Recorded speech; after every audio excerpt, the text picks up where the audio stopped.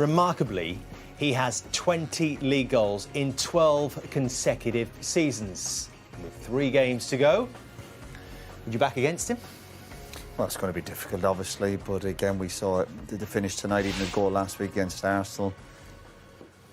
Outstanding is the hardest part of the game. I know people are quick to criticise what he doesn't do in terms of his pressing, but he was never great at that anyway.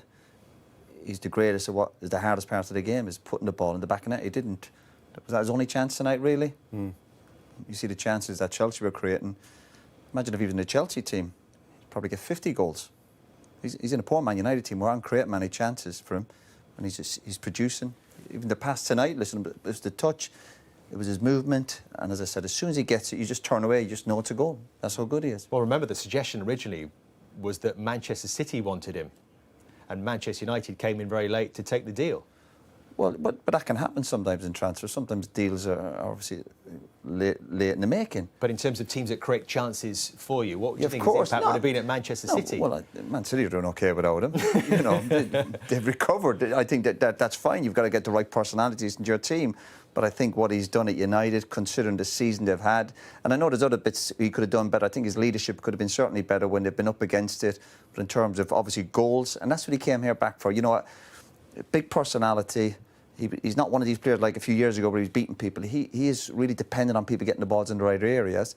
And United have been great at that this year, but he still produced the goods. What do you think next year? What do you think Ten Hag will look to do with him? Well, obviously, Dan would have been watching the game tonight. He'll be having a sleepless night watching the team. But I just think if you've got a player in your group who can score that amount of goals, they have to be involved. Now, Ronaldo will want to play week in, week out. That'll be the problem when the new manager comes in, where he'll be looking for another striker. But Ronaldo won't be hanging around unless he's playing week in, week out. I think he won't mind being rested for the odd League Cup game or a European game if they've already been through.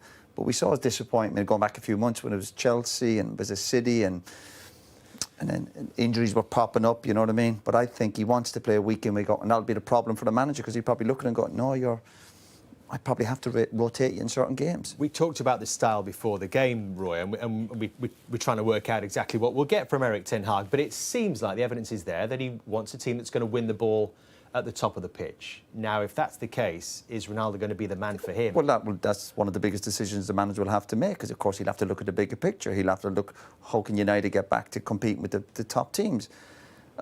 They struggled against Chelsea tonight, never mind about Liverpool and Man City. That was against Chelsea.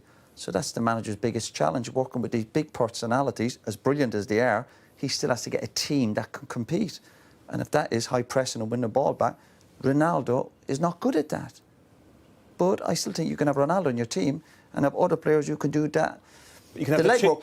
Well, we played now. Canton and all these players weren't nowhere near us, and even Van Nistelrooy wouldn't be great at chasing the ball back for you. They wouldn't be, and that's fine. But we've enough lads in the team that can win the ball back. Now, people go, no, you need all your players. And they look at Liverpool and Man City, but you can get away with it. Maybe one player not being brilliant getting back. But as long as you're producing the goods, you forgive him. We had it with Cantona, for example, and Cantona wasn't getting 20, 30 goals, but he get important goals. But we'd forgive Eric for maybe not running back, and even Ruud. Ruud wouldn't necessarily be the greatest team player, but you know, if we create enough chances for him, these boys will put the ball in the back of the net. And that's still the hardest part of the game. Getting the ball back and closing people down is easy. Easiest part of football. The hardest part is when you do win it back, what you do with it.